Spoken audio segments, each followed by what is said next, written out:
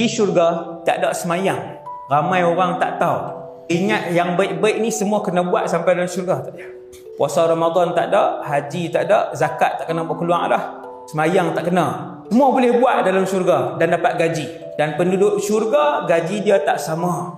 Tiap-tiap orang yang masuk syurga semua mulia tapi gaji tak sama, kemewahan tak sama. Sebab apa Ustaz?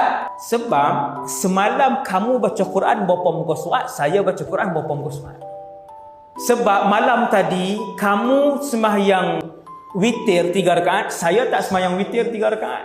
Semua tu pahala dan kesemua itu gaji yang akan dibayar oleh Allah Subhanahu Wa Taala nanti.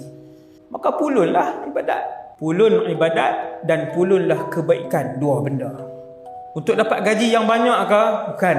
Untuk dapat kedudukan yang mulia di sisi Allah di akhirat kelak, iaitu redha. Orang yang paling Allah redha, dialah manusia yang tinggi dan dekat kedudukan dia di sisi Allah Subhanahu Wa Taala di akhirat.